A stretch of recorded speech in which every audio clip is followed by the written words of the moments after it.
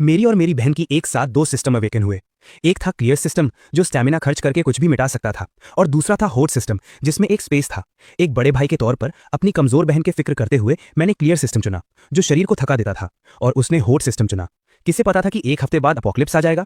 भयानक ठंड और ज़ॉम्बी लहरों के बीच मैंने अपनी क्लियर सिस्टम के दम पर पागलों की तरह ज़ॉम्बियों को मारा और जल्द ही शहर का हीरो बन गया, जबकि मेरी बहन सिर्फ एक वेयर हाउस मैनेजर बनकर रह गई।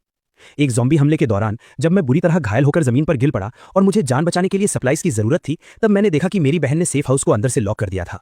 उसने बड़ी बेरहमी से मुझे देखते हुए कहा, तुम ही क्यों हीरो बनो और मैं सिर्फ एक वेयर हाउस मैनेजर बनकर क्यों ना हूं।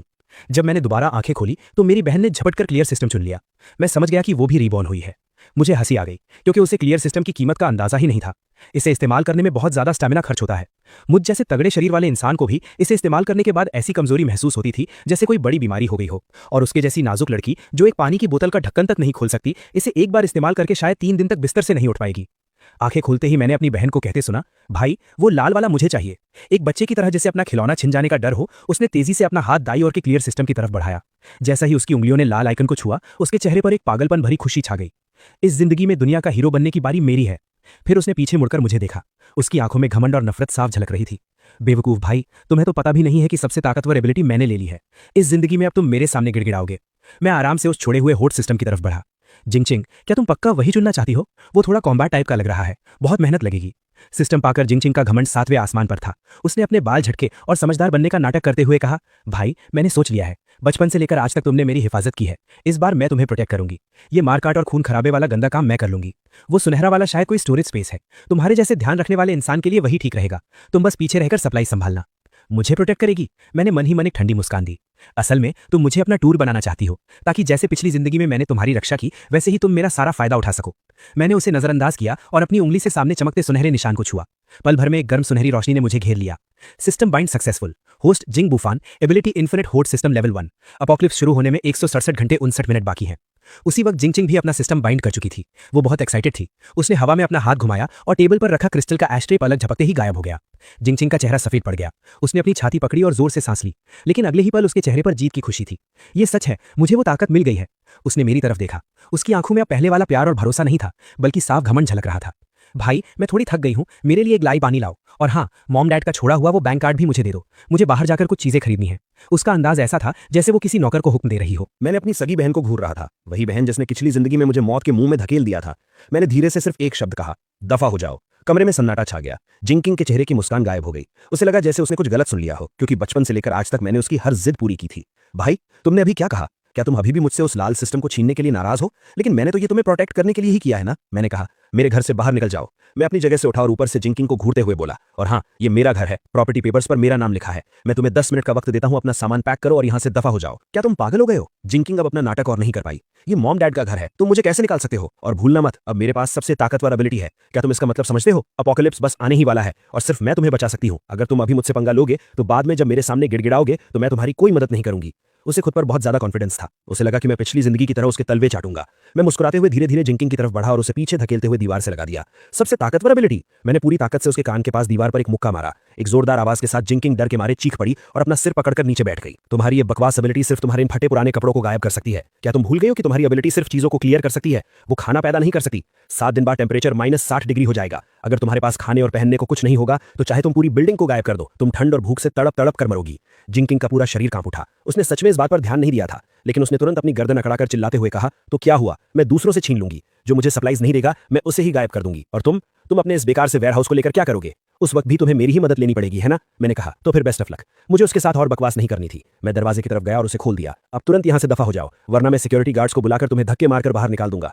भूलना मत, अभी भी दुनिया में कानून जिंदा है। अगर तुम मेरे घर में जबरदस्ती घुसी रही तो मैं पुलिस को कॉल कर सकता हूं। जिंगकिंग ने मेरी सख्त पीठ को घूर कर देखा। उसकी आंखों से नफरत छलक रही थी। बहुत खूब, अगर तुम इतने ही पत्थर दिल हो तो मुझे भी मत कोसना। जब अपोकलिप्स आएगा तब मैं भी देखूंगी कि तुम अपने उस कूड़े के ढेर के साथ मेरे सामने कैसे भीख मांगते हो। जिंग बुफान, बाद में पछताना मत। जिंगकिंग दौड़कर कमरे में गई। गुस्से में अपने सूटकेस में कुछ कपड़े और गहने ठूसे और अपना सूटकेस घसीटते हुए तेजी से दरवाजे से बाहर निकल गई। जाने से पहले उसने मुझे एक जहरीली नजर से देखा। इस जिंदगी में मैं तुम्हें कुत्ते की तरह अपने सामने मरते हुए देखूंगी। दरवाजा जोर से बंद हुआ। मैं दरवाजे से टेक लगाकर खड़ा हो गया और मैंने एक लंबी सांस छोड़ी। पहला स्टेप पूरा हुआ। इस आस्तीन के सांप से छुटकारा पाकर अब मैं खुलकर अपनी तैयारी कर सकता हूं।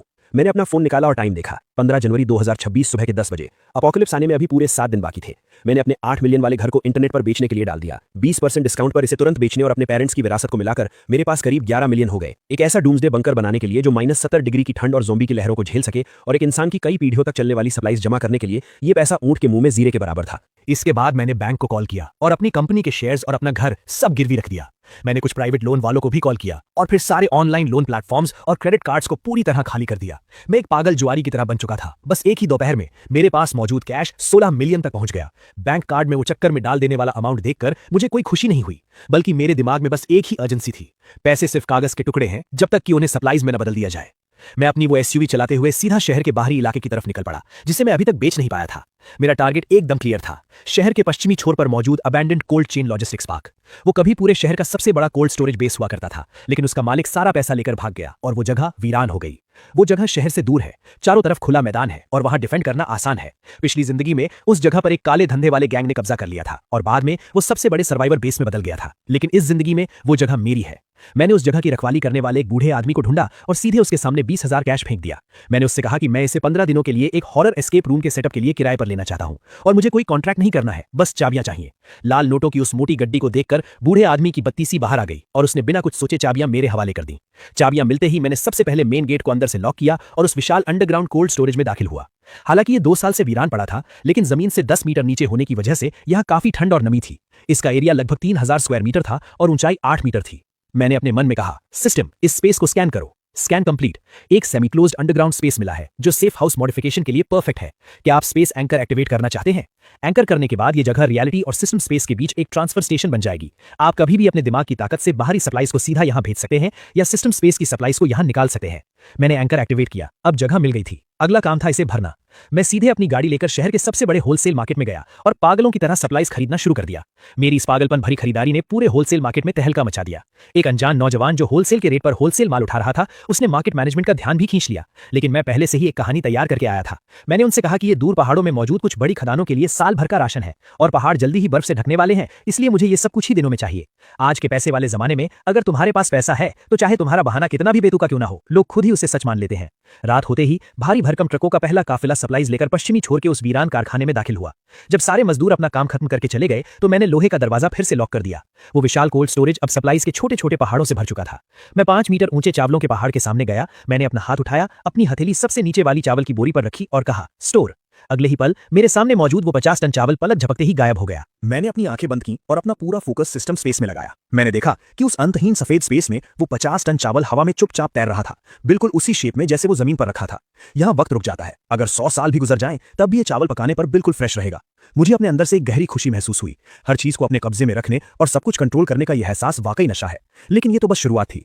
-60 डिग्री की भयानक ठंड में अगर कोई हीट सोर्स नहीं होगा तो ये सारा खाना जमकर पत्थर बन जाएगा। मैंने अपने एक दोस्त के जरिए 10,000 ton smokeless diesel, solar panels और जनरेटर्स खरीदे। अभी 7 दिन बाकी थे।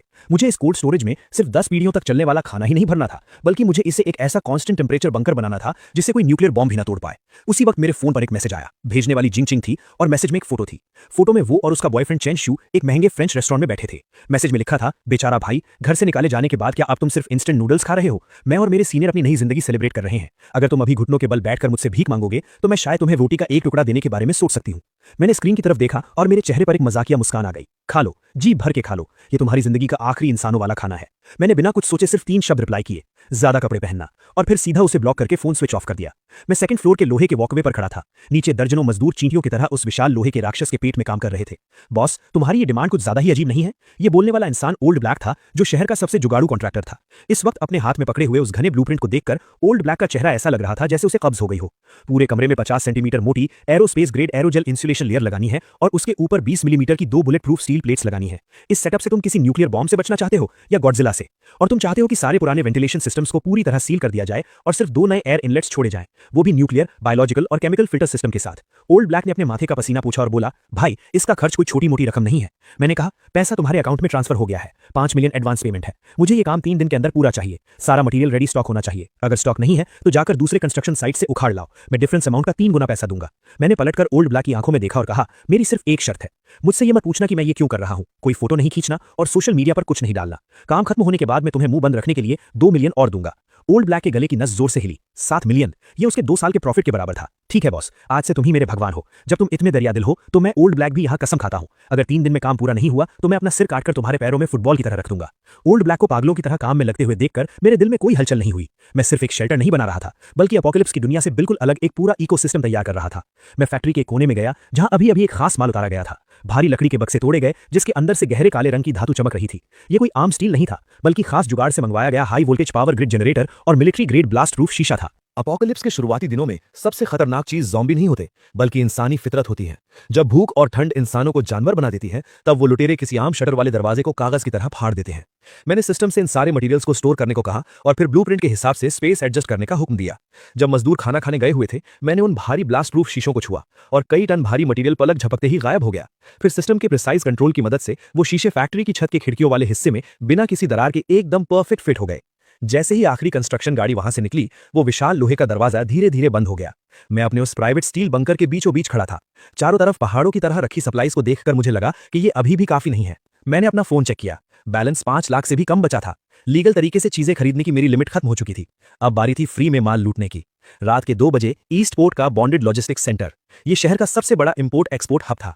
यहां बंदरगाह पर हजारों कंटेनर्स खिलौनों की तरह एक के ऊपर एक रखे हुए थे, जिनके अंदर दुनिया भर से आया हुआ टॉप क्वालिटी का माल भरा था। सिर्फ एक रात में मैंने उस बॉन्डेड एरिया के लगभग आधे महंगे वेयर हाउसेस खाली कर दिए। तब जाकर मेरे दिमाग में एक हल्का सा दर्द हुआ। ये मेरी मानसिक ताकत के ओवर यूज का वार्निंग था। मजबूरी में मुझे अपना काम रोकना पड़ा, हालांकि मेरा मन अभी भरा नहीं था। जैसे ही मैं वहां से निकलने वाला था, अचानक इंजनों की तेज आवाज ने रात का सन्नाटा चीर दिया। कुछ काले रंग की मॉडिफाइड एसयूवीज तेजी से पोर्ट में घुसी और पास ही एक छुपे हुए वेयर हाउस के सामने रुक गईं। दरवाजे खुले और टैटू वाले दर्जनों गुंडे बाहर निकले। उनका लीडर एक गंजा आदमी था जो जोर जोर से चिल्ला रहा था, जल्दी करो, सामान जल्दी लोड करो। लॉन्ग ब्रो ने कहा है ये माल आज रात ही निकल जाना चाहिए। ऊपर वाले आजकल हम पर कड़ी नजर रखे हुए हैं। जो बक्से वो लोग उठा रहे थे, उन पर साफ साफ डेंजर का निशान बना हुआ था। मैंने अपनी आंखें छोटी की और सिस्टम का लॉन्ग डिस्टेंस स्कैन एक्टिवेट किया। स्कैन का रिजल्ट आया TNT explosives, detonators, industrial ammonium nitrate. ये तो हथियारों का जखीरा था। मेरी दिल की धड़कन रुक सी गई। ये तो शहर के सबसे बड़े underground gang black shark gang का स्मगलिंग अड्डा था।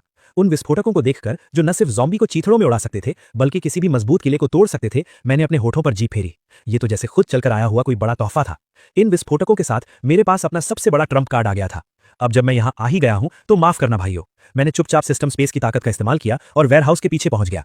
मैंने अपना हाथ उस पतली सी स्टील की दीवार पर रखा। ये दूरी सिस्टम के स्टोरेज रेंज के बिल्कुल अंदर थी।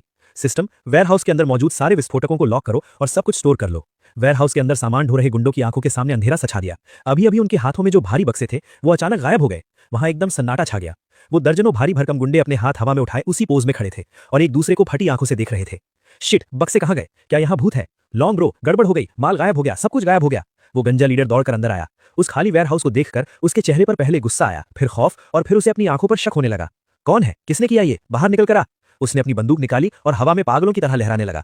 और मैं इस अफरा तफरी का फायदा उठाकर बहुत पहले ही पोर्ट की दीवार फांदकर रात के अंधेरे में गायब हो चुका था। Countdown 24 hours. आखिरी दिन भी शहर में वही चहल पहल थी। किसी को नहीं पता था कि ये पुरानी दुनिया का आखिरी सूरज है। मौसम विभाग ने कोल्ड वेव का ब्लू अलर्ट जारी किया था, जिसमें कहा गया था कि कल टेम्परेचर 10 से 15 डिग्री नीचे गिर जाएगा। किसी ने इसे सीरियसली नहीं लिया। सबको लगा कि बस थोड़े मोटे कपड़े पहनने पड़ेंगे। मैं उस दिन बाहर नहीं निकला। मैं पश्चिमी इलाके के अपने उस बंकर में रहकर आखिरी चेकिंग कर रहा था। दरवाजे और खिड़कियां पूरी तरह सील कर दी गई थी और अंदर आने के लिए सिर्फ एक मेन गेट छोड़ा गया था। मैंने अपना फोन खोला और आखिरी बार अपना सोशल मीडिया देखा। जिंग क्विंग ने 1 घंटे पहले एक पोस्ट डाला था। हालांकि सर्दियां आ रही हैं, लेकिन मेरा दिल बहुत गर्म है। इस सरप्राइज के लिए थैंक यू सीनियर। हमारा फ्यूचर बहुत ब्राइट है और कुछ लोग बस अपने सड़े हुए पैसों के साथ पड़े पड़े सड़ते रहेंगे। मुझे बड़ी जोरदार हंसी आ गई। मैंने उस पोस्ट को लाइक किया और नीचे कमेंट में लिखा, इस आखिरी सुकून को अच्छे से एंजॉय कर लो, जल्द ही मौसम बहुत गर्म होने वाला है। उसी वक्त खिड़की के बाहर गिर रही हल्की हल्की बारिश अचानक रुक गई और फिर एक टेबल टेनिस की गेंद के बराबर बड़ा ओला मेरे बुलेट प्रूफ शीशे पर जोर से टकराया। फिर दूसरा, फिर तीसरा। ओले गोलियों की तरह बरसने लगे और उनके साथ तेज तूफानी हवाएं चीखने लगी। टेम्परेचर एकदम से जमीन पर आ गिरा। मेरे फोन की स्क्रीन पर एक इमरजेंसी न्यूज फ्लैश हुई। एक बेहद खतरनाक पोलर वोटेक्स की वजह से पूरी दुनिया का टेम्परेचर अगले 3 घंटों में 50 डिग्री नीचे गिर जाएगा। सभी नागरिकों से अपील है कि वो तुरंत अपने घर लौट जाएं। तुरंत अपने घर लौट जाएं। ये कोई ड्रिल नहीं है। अपोकलिप्स शुरू हुए अभी बस 10 मिनट ही हुए थे और बाहर की दुनिया का रंग पूरी तरह बदल चुका था। पलक झपकते ही सड़कों पर काली बर्फ की एक मोटी परत जम गई। दर्जनों गाड़ियां आपस में टकराईं और उनमें आग लग गई। लेकिन इससे पहले कि आग फैल पाती, उस भयानक ठंड ने उसे वहीं दबा दिया और वो आग एक अजीब सी जमी हुई हालत में बदल गई। गाड़ियों में फंसे लोग दहशत में दरवाजे खोलकर भागना चाहते थे, लेकिन दरवाजे बर्फ से जाम हो चुके थे। कुछ लोग खिड़कियां तोड़कर बाहर निकले, लेकिन बाहर की हवा को छूते ही ऐसा लगा जैसे उनके शरीर की सारी गर्मी निचोड़ ली गई हो। उनकी हरकतें तुरंत सुन्न पड़ गईं। उनके चेहरों पर दहशत का वो भाव जम गया और वो जिंदा बर्फ के पुतलों में बदल गए। अंदर के थर्मामीटर से पता चल रहा था कि बाहर का टेम्परेचर -30 डिग्री से भी नीचे जा चुका है और अभी भी हर मिनट 1 डिग्री की रफ्तार से गिर रहा है, जबकि मेरे सेफ हाउस के अंदर का टेम्परेचर 24 डिग्री पर सेट था। मैंने अपना जैकेट उतारा और सिर्फ एक पतली सी टी-शर्ट पहनकर बैठ गया। मैंने एकदम सही पके हुए वैग्यू बीफ का एक टुकड़ा अपने मुंह में डाला। आहा, सुकून। उसी समय शहर के बीचों बीच एक महंगे अपार्टमेंट में बहुत ठंड है।